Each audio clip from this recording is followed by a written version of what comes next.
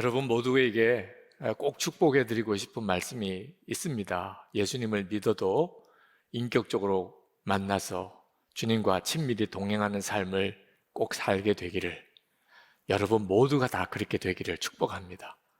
안타까운 것은 예수님을 믿고도 실제로 예수님을 인격적으로 만나지 못했다고 생각하는 분들이 상당히 많습니다. 그게 안타까운 이유는 누구든지 예수님을 믿으면 예수님을 인격적으로 만나게 되고 예수님과 친밀히 동행하며 살게 되어 있기 때문입니다. 그런데도 나는 예수님을 만나지 못했다고 생각하니까 참 답답한 거죠.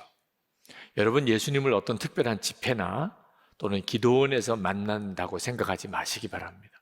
하나님이 여러분을 예수님이 만날 어떤 때를 앞으로 어느 시간에 정해 두셔서 그때까지 기다린다고도 생각하지 마시기 바랍니다.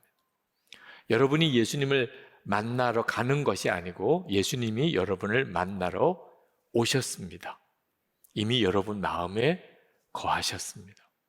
그러니 어디를 특별한 장소나 집회를 찾아가거나 또는 때를 기다릴 필요가 없는 거죠. 그런데도 왜 예수님을 믿어도 인격적으로 예수님을 만났다는 분명한 체험이 없는 걸까요? 마음의 문제가 있습니다.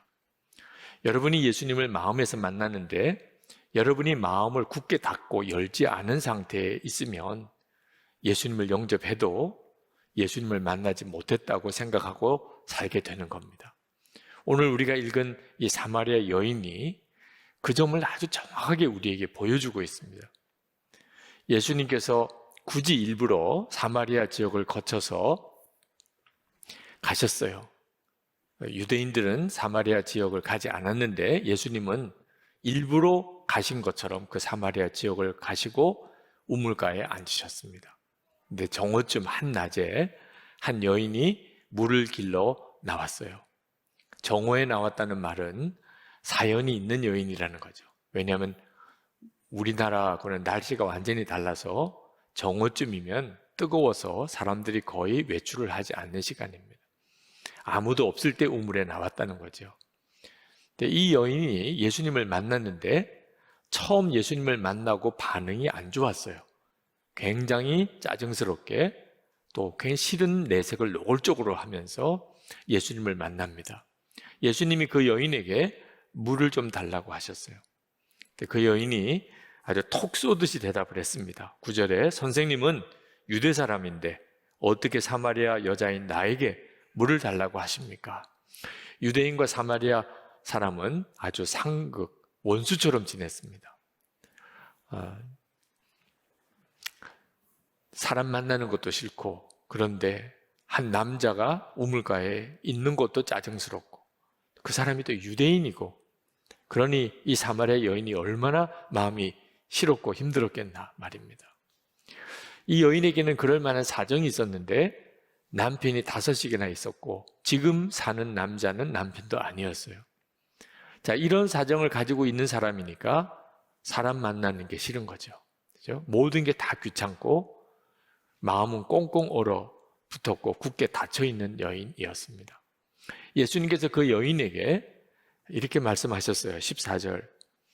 내가 주는 물을 마시는 사람은 영원히 목마르지 아니할 것이다. 내가 주는 물은 그 사람 속에서 영생에 이르게 하는 샘물이 될 것이다. 이 말씀을 듣고 이 여인이 비로소 마음이 좀 열립니다. 사실 교회에서 주일에 예배 드리러 오시는 교인들, 또 영상으로 이 예배를 드리시는 분들도 아마 이 사마리아 여인 같은 분들이 있으실 거예요. 중고등부 아이들, 교회 와서 예배 드리러 오는 아이들을 보면 이따금 진짜 아무 생각 없는 아이들, 그러나 얼굴에는 짜증 충만한, 억지로 끌려 나오는 듯한 그런 아이들 이따금 보게 됩니다. 진짜 사마리아 여인 같은 그런 얼굴이죠. 어른들 중에도 그런 분들이 있으세요. 그런데 주의 말씀이 갑자기 그 마음을 이렇게 칩니다. 처음에는 확 닫혀있는 마음인데. 그래서 이 여인이 예수님에게 그런 물이 있다면 나에게 주십시오. 그렇지 않아도 물 길러 나오는 일이 참 힘든데 영원히 그치지 않는 그런 생수가 있다면 정말 그걸 날 주십시오. 이렇게 반응을 해요. 그런데 예수님께서 말씀하셨던 이 생수는 이 여인이 말하는 것 같은 우물물은 아니었습니다. 성령의 역사로 영혼을 살리는, 영혼의 생명을 주는 그런 성령의 역사죠. 예수님께서 그 여인이 그걸 원해도 주실 수가 없었어요. 왜냐하면 그 여인의 마음이 꽉 닫혀 있었기 때문입니다. 생명의 역사는 그 마음에서 일어나야 되는데, 그래서 예수님께서 그 여인에게 남편을 데려오라고 이야기를 하십니다. 그 여인이 아니나 다를까 탁 반발해요. 난 남편 없습니다. 사연이 많은 여잔데 그렇게 반응하는 것은 자기 속을 들여다 내보이고 싶지 않다는 뜻이죠. 마음이 딱 닫혀 있는 사람의 전형적인 특징입니다. 말 안 하려고 하는 거예요. 내 문제, 내 사정, 누구에게 말하는 게 너무 부담스럽고 부끄럽고, 그래서 마음을 딱 닫아놓은 상태죠. 예수님께서 그 여인이 그렇게 나오니까 옳다고 그랬어요. 내 말이 옳다. 17절, 18절에 남편이 없다고 한 말이 옳다. 너에게는 남편이 5이나 있었고 지금 같이 살고 있는 남자도 내 남편이 아니니 바로 말하였다. 이 여인이 그 예수님의 말씀에 충격을 받습니다. 자기는 그렇게 마음을 꼭 닫고 있었는데 마음을 꿰뚫어 보시는 거죠. 그래서 19절에 선생님, 내가 보니 선생님은 예언자이십니다. 이렇게 고백을 하게 돼요. 감출 수가 없는 상태가 되어버린 거죠. 그때 그 여인의 마음속에 있었던 영적인 갈망이 튀어나옵니다. 그 여인에게도 영적인 갈망이 있었어요. 하나님께 정말 예배하고자 하는, 그러니까 하나님에 대한 소원이 있었던 거죠. 내 인생에도 희망이 있다면 하나님밖에 없는데, 그래서 그 여인의 마음속에 하나님께 예배드리고자 하는 갈망이 있었는데, 문제는 사마리아 사람이니까 이 그리심산에 있는 사마리아 성전에서 예배를 드렸어요. 그런데 듣고 보니까 유대인들이 참 성전은 예루살렘에 있다는 거예요. 예루살렘에서만 하나님께 제사 드리고 하나님이 받으신다는 거죠. 자, 그런 말을 들으니 얼마나 마음이 찜찜해요. 자, 자기가 기대하는 것은 하나님밖에 없는데, 근데 하나님께 예배조차도 내가 제대로 드리고 있는 건가? 이런 답답함이 있었던 모양입니다. 마음까지 꿰뚫어 보시는 주님 앞에 처음 질문이, 예배 어디서 드려야 되나요? 그리심산 사마리아 성전에서 예배드려도 하나님이 받으시나요? 이제 그 질문을 한 거예요. 예수님께서 그 여인에게 2가지 대답을 하셨습니다. 하나는 하나님 참으로 예배하는 자를 찾으신다. 예배가 너무 중요하다는 거죠. 이런 사마리아 여인이 참 기가 막힌 처지고, 또 사마리아 성전에서 밖에는 예배 못 드리는 처지지만 마음은 하나님께 예배드리고 싶은 이런 여인을 하나님이 찾으신다. 그 여인에게도 정말 하나님이 나 같은 사람을 찾으시는구나. 그런 참 놀라운 은혜의 응답이죠. 2번째는 그리심산이나 예루살렘이나 장소가 중요한 게 아니고 하나님께 예배하는 자는 영과 진리로 예배해야 된다. 그 말씀을 하셨어요. 자, 우리식으로 요즘에도 똑같은 질문이 나오고 있는데, 예배당에서 예배해야 됩니까? 온라인으로 예배해도 됩니까? 그게 요즘에 우리 심각한 질문이에요. 교회마다 약간 의견도 다르고 목사님들마다 주장도 달라서 교인들도 상당히 혼란스러우실 겁니다. 근데 오늘 예수님의 말씀을 비추어 보면 주님은 예배당에서 예배하는 거나 온라인으로 예배하는 게 문제가 아니다. 모여서 예배할 수 있으면, 예배당에 나올 수 있으면 예배당에 나와서 예배하는 거고, 그럴 수 있는 형편이 아닌 상황이면 온라인으로 예배할 수도 있다. 그건 중요한 문제가 아니다. 중요한 것은 어떤 마음으로 하나님께 예배하는 것이다 하는 거죠. 지금 예배당에 나와서 예배하시는 여러분, 또 영상으로 지금 이 예배를 드리시는 여러분, 하나님께서 보시는 것은 너희가 예배당에 있느냐 집에 있느냐가 아니고 마음이 하나님께 예배드리고 있느냐 하는 겁니다. 여러분의 마음이 정말 하나님께 예배드리고 있나요? 이 사마리아 여인이 예수님의 이 말씀을 듣고 마음이 확 뜨거워졌어요. 하나님이 나를 여전히 아시는구나, 사랑하시는구나, 살아계시구나, 이분이 메시아시구나. 그런데 자기와 이렇게 오랜 시간을 대화를 하고 계셨구나. 어떻게 나 같은 사람을 메시아가 이렇게 상대해주고 말도 안 되는 대화를 잘 참아내 주시고 기다리시고 이렇게 자상하게 말씀하시나. 이 여인이 그냥 속이 완전히 뒤집어졌어요. 그리고 그냥 마을로 뛰어갑니다. 물항아리 다 내버려 두고. 마을에 가서 사람들에게 이렇게 말합니다. 29절에 내가 한 일을 모두 알아맞히신 분이 계십니다. 와서 보십시오. 그분이 그리스도가 아닐까요? 그리스도십니다. 내가 오늘 그리스도를 만났어요. 내 모든 걸 다 알고 계셨어요. 뭐 그런 이야기죠. 자, 여러분, 예수님을 만나고 나면 그러면 뭘 특별하게 응답받고 이루어진 게 하나도 없는 것 같은데도 그렇게 마음이 충만해져요. 충분합니다. 예수님 한 분이면 충분합니다. 그런 말이 무슨 의미인지를 그냥 직감하게 됩니다. 이 여인에게는 실제로 이루어진 건 아무것도 없어요. 그냥 그 모습 그대로죠. 단 예수님 만났다는 것뿐이에요. 마음을 열고 주님을 딱 만나는 순간에 여인에게는 아무런 소원도 없었어요. 그렇게 사람 만나는 게 싫었던 여인이었는데 자기가 마을 사람들에게 찾아 들어가서 자기 이야기를 꺼내면서 예수님을 만나보세요. 이렇게 되게 된 거죠. 누구나 다 예수님을 이렇게 인격적으로 만나고 나면 이 사마리아 여인처럼 사람이 완전히 바뀌게 됩니다. 그래서 여러분들에게 예수님을 인격적으로 만나고 친밀히 동행하시라고 축복해 드리는 거예요. 저는 예수님을 믿어도 사람은 안 바뀌는 줄 알았어요. 제가 어릴 때부터 보았던 교회 교인들이 그랬고 안 바뀌는 거예요. 저도 그랬고 자기가 자기를 알지요. 저는 어릴 때부터 교회 다니면 예수 믿는 건 줄 알았는데 실제로 교회만 다닌다고 제가 뭐 확 바뀐 증거가 없었어요. 게다가 신학교 들어갔더니 교수님이 다 자기 성질대로 믿는다고 그러더라. 그러니까 저는 예수 믿어도 사람은 안 바뀌는구나 그렇게 생각을 했었어요. 근데 아니었어요. 예수님을 진짜 인격적으로 만나고 나면 다 바뀌어요.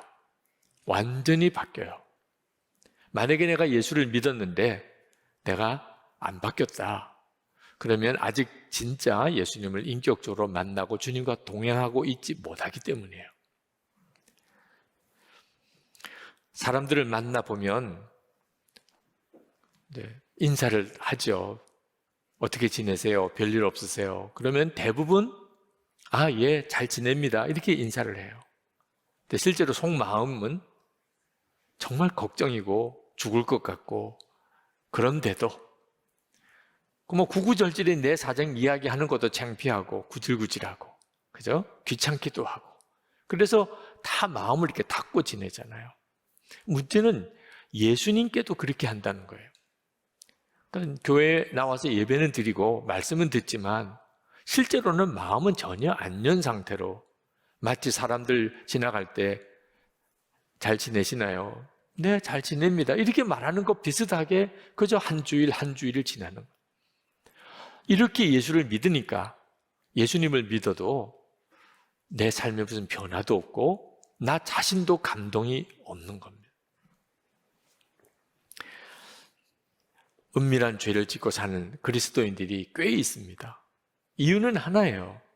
그렇게 예수님이 마음에 계시다고 말씀했는데도 건성으로 듣는 거예요. 마음을 열지 않은 거예요. 아직까지 진짜 예수님이 내 마음에 계시다고 정직하게 믿음으로 반응하지 않는 겁니다. 그러니까 은밀한 시간이 생기는 거예요. 사람 안 보면 아무도 안 보는 것처럼 생각이 드는 거예요. 용서하라, 사랑하라 그렇게 말씀을 전했고 성경에 있음도 알면서도 용서가 안 되고 사랑이 안 되는 이유도 똑같아요. 아직도 마음을 열고 주의 말씀을 받아들이지 않은 겁니다. 그러니까 싫으면 안 하고 못하겠으면 안 하고, 그래서 용서하라 사랑하라는 말씀을 알지만 살아내지를 않는 거예요. 예수 동행일기를 쓰면 사람이 바뀌더라고요. 그런데 안 바뀌는 사람들이 있어요. 그 사람은 일기는 쓰는데 자기 마음을 열고 하나님의 말씀에 반응하지 않는 겁니다. 그러니까 그냥 형식적으로 건성으로 쓰는 거예요. 일기만 쓰는 거죠. 그러나 예수 동행 일기를 쓰자고 하는 것은 마음을 열자는 뜻입니다.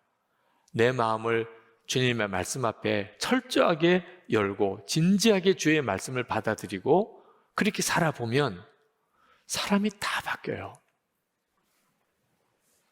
주님의 말씀을 정말 받아들인 사람, 마음을 열고 받아들인 사람은 주님이 사람을 바꿔주세요. 자기가 자기 삶을 바꾸는 게 아니고. 사마리아 사람들이, 사마리아 여인이 동네에 들어가서 그리스도를 만났다고 그렇게 말을 하니까 깜짝 놀랐어요. 그 여자가 이렇게 와서 소리 지르고 자기 이야기를 끄집어낼 여자가 아니었기 때문에 도대체 누구를 만났길래 저렇게 바뀌었을까? 그래서 그들이 예수님에게로 찾아와서 예수님의 말씀을 듣고 그리고 충격을 받았어요. 그래서 이틀을 더 머물러 달라고 부탁을 드리고 주님과 함께 말씀을 계속 들었습니다. 41절, 42절에서 그들은 이렇게 말합니다. 그래서 더 많은 사람들이 예수의 말씀을 듣고서 믿게 되었다. 42절에 그들은 그 여자에게 말하였다. 우리가 믿는 것은 이제 당신의 말 때문만은 아니요. 우리가 그 말씀을 직접 들어보고 그분이 참으로 세상의 구주이심을 알았기 때문이요. 여러분, 진짜 여러분이 마음을 열고 주님의 말씀에 귀 기울여 들으시면 말씀이 여러분의 인생을 바꿉니다. 파푸아 뉴기니라는 곳에 선교사로 가 계신 선교사님이 선교 보고를 하시는데 굉장한 감동이 있더라고요. 그분이 사역하는 그곳은 평생 그 원주민들 중에는 외부 사람 한 사람도 못 만나고 태어나서 죽는 사람들이 대부분입니다. 벌거벗고 지내고 심지어 사람의 고기도 먹는 그런 식인 습관이 있는 부족들입니다. 근데 그들에게 가서 하나님의 말씀을 전해준 거예요. 그래서 말이 익숙지 않으니까 그들의 부족의 말로 녹음을 해서 성경을 녹음을 해서 그들에게 틀어준 겁니다. 하나님의 말씀인 성경을. 그 말씀을 얼마나 귀를 기울여 듣는지 자는 것도 먹는 것도 다 뒤로 하고 말씀을 듣는 거예요. 아브라함이 이삭을 바치러 모리아산으로 가는 장면에서는 막 선교사님에게 울고불고 그 이삭 안 죽이면 안 되냐 이렇게 막 반응을 하는 겁니다. 예수님이 십자가에 달리셔서 죽으실 때는 온 마을이 그냥 다 비통한 거예요. 그런데 예수님이 사흘 만에 부활하신 부분에 가서는 막 얼마나 좋아하는지 일어나서 춤을 추고 노래 부르고 한 310명 정도 되는 마을 부족들이 2시간 가까이 모여서 마당에서 축제를 벌여요. 예수님 부활하셨다고. 그 모습을 선교사님이 보고 충격을 받았어요. 말씀에 이렇게 반응할 수 있구나. 자기가 하나님의 말씀에 반응하는 거하고 그들이 반응하는 거 너무 다른 거예요.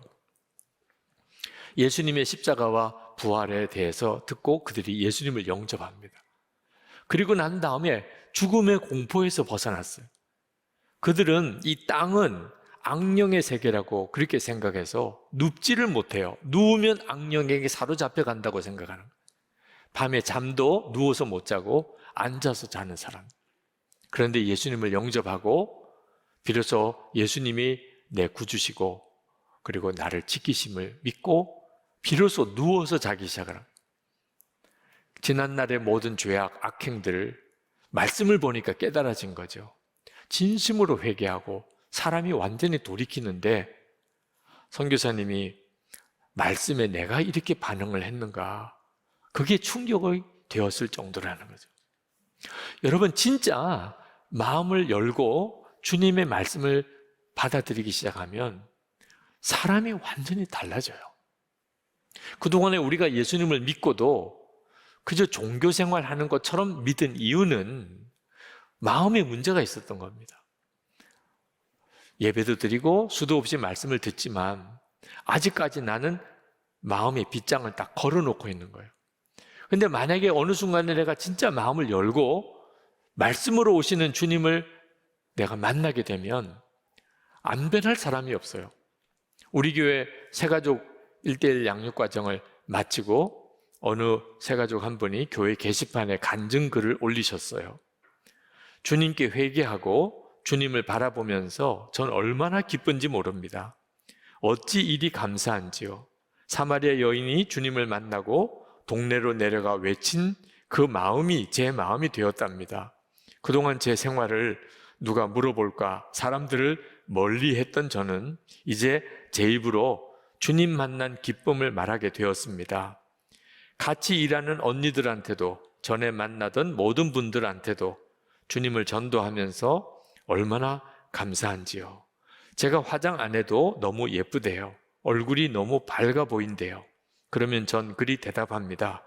예수님표 화장품을 언니도 발라보라고. 정말 놀랍잖아요. 똑같은 말씀으로 양육을 받으셨어요. 그런데 반응이 다르잖아요. 정말 마음을 열고 말씀으로 오신 주님을 진짜 여러분이 붙잡으면 말씀이 여러분의 삶을 바꿉니다.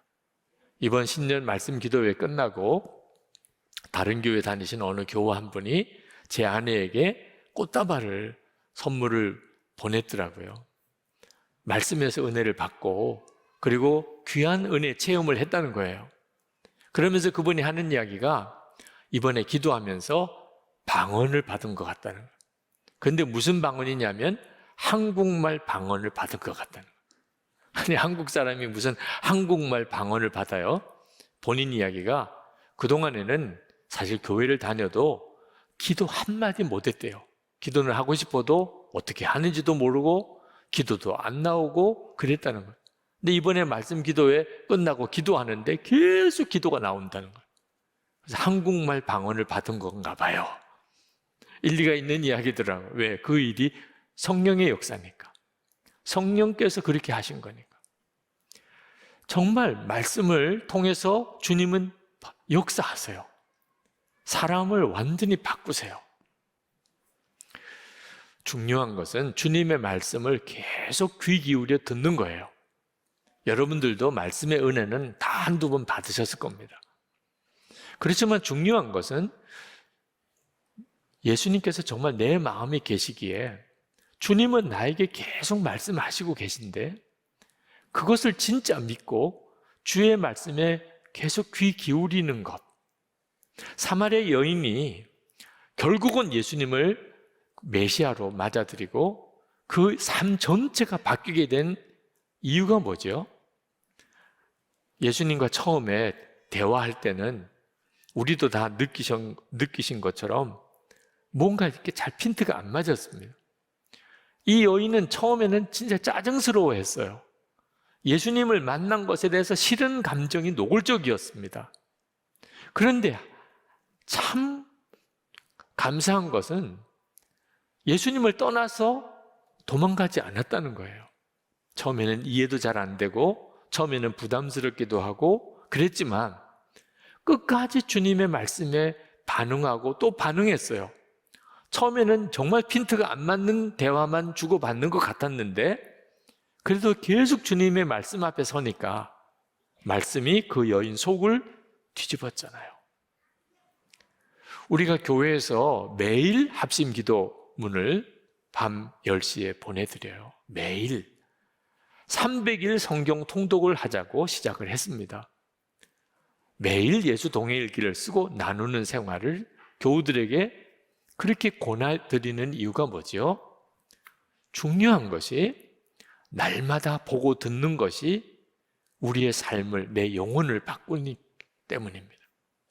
아브라함의 조카 롯이 소돔과 고모라에 가서 살았는데 날마다 그 사람들의 말하는 것과 사는 것을 보고 들으면서 심령이 상했다고 그랬어요. 날마다 보고 듣는 것이 내 영혼에 결정적인 영향을 끼치는 거예요. 우리도 이 세상을 살아가는데 어쩔 수 없이 보고 듣는 게 세상 뉴스고 사람들 사는 모습이죠. 어떻게 우리 영혼을 지켜요? 어떻든지 주님께 주목하고 주의 말씀을 들어야 하는 겁니다. 친구와 놀기를 좋아하는 어느 남자분이 너무 친구랑 어울리는 게 좋아요. 밤에도 집에 가고 싶지가 않아요. 친구랑 밤새고 술 마시고 놀고 싶어서. 근데 집에는 아내가 있습니다. 얼마나 부담스러운지 아내가. 아내만 없으면 자유롭게 친구들이랑 더 놀 수 있을 것 같은데. 그래서 어느 날 아내에게 헤어지자고 그랬어요. 너 때문에 친구랑 노는 게 아무래도 부담스럽다고. 남자라는 존재는 참 이상한가 봐요. 네. 정말 이해도 안 되고 철딱서니도 없는 이야기를 하는 거예요. 친구들이랑 더 놀려고 아내랑 헤어지자는 거죠. 그 아내도 얼마나 기가 막히겠어요. 참 답답하기도 하고. 그래도 남편이 하도 철없이 그렇게 조르니까 그래 그러면 헤어져 주겠다고. 남편이 뭐 얼마나 좋아하는지. 그 대신에 조건이 하나 있다. 교회 가서 1:1 양육만 마치면 네, 헤어져 주겠다. 그래서 우리 교회를 데려온 거예요. 그래서 1:1 양육을 시작을 한 겁니다. 그 남자는 정말 큰 기대감. 이제 이 10주만 끝나면 아내랑 헤어지고 친구랑 마음껏 놀 수가 있어요. 근데 2주 하고 난 다음에 위기가 온 거예요. 자기가 예수 믿을 것 같이 되어버린 거예요. 이 계속 양육 받다가는 자기가 예수 믿을 것처럼 되어버린 거예요. 여기서 이거 중단해야 되겠다. 그래야 친구들하고 계속 놀지. 고민이 된 거예요. 그러다가 아내 따라 끝까지 양육받기로 하고 그리고는 세례를 받은 겁니다. 그분이 세례 간증 때 그 이야기를 한 거예요. 주님의 말씀 앞에 내가 계속 나 자신의 마음을 열고 나가면 그러면 그 말씀이 나를 뒤집습니다. 그 말씀으로 주님은 역사하십니까?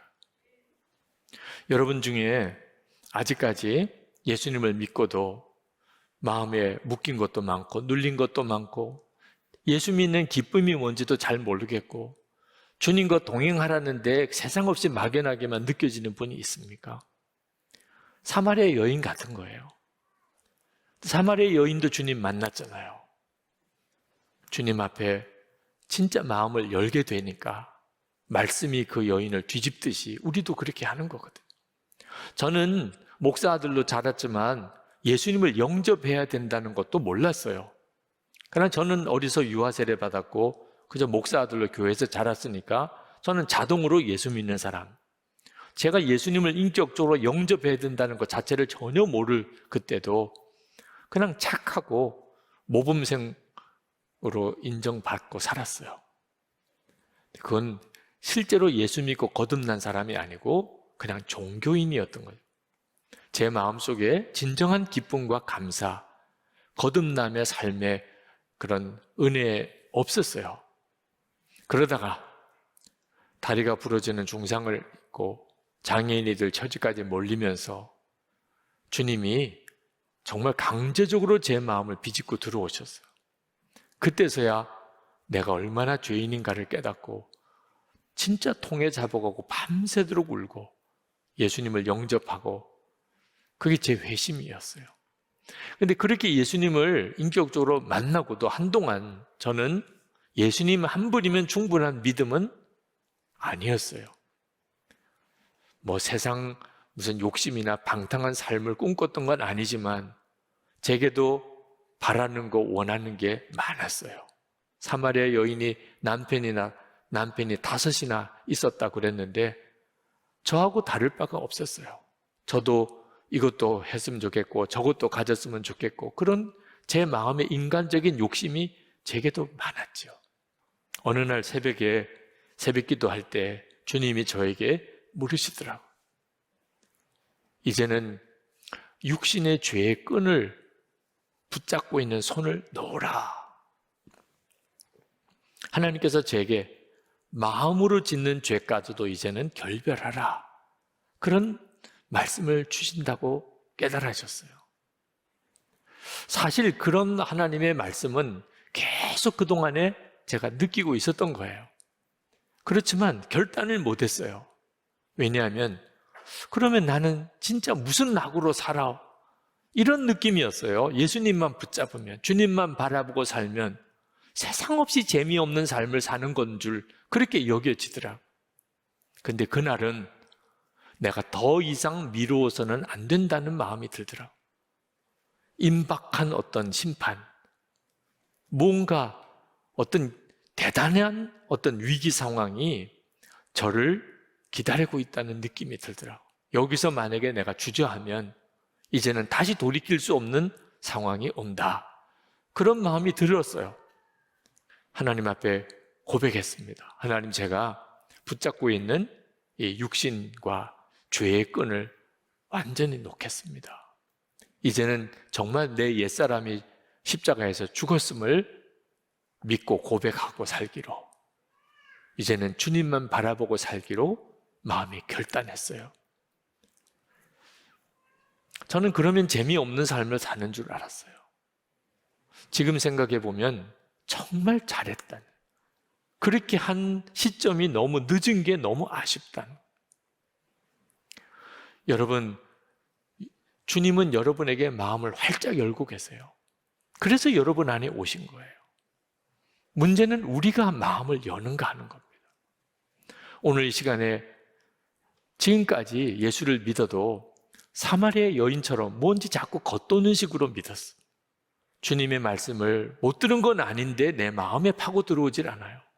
말씀대로 살아가는 삶은 아니에요. 오늘 이 시간에 여러분이 주님, 제가 사마리아 여인 같은 사람입니다. 제가 이 시간 주님 앞에 정말 마음을 엽니다. 주님, 말씀으로 제게 임하소서. 내가 들어야 될 그 말씀을 들려주소서. 주님, 내 인생에 관여하소서. 주님, 내 인생을 마음껏 주님께서 좀 붙들고 역사해 주소서. 내 삶을 바꾸어 주소서. 여러분 중에 이게 지금 내 기도 제목이구나, 사마리아 여인이 지금 나구나, 그렇게 깨달아지신 분이 있다면 이 자리에 계신 분은 이 자리에 계신 대로, 영상으로 보시는 분은 영상으로 보시는 분대로 일어나서 기도하세요. 주님, 제가 사마리아 여인이 주님을 만난 것처럼 저도 주님 만나고 싶습니다. 여러분의 그 기도를 주님 앞에 일어나서 드립시다. 그리고 주님께서 여러분이 마음만 열면 말씀으로 반드시 임하신 것을 믿으시기 바랍니다. 그 다음부터는 주님이 하시는 거예요. 여러분에게 깨닫게도 하시고 결단하게도 하시고, 그리고 여러분에게 순종의 걸음으로 여러분을 이끄십니다.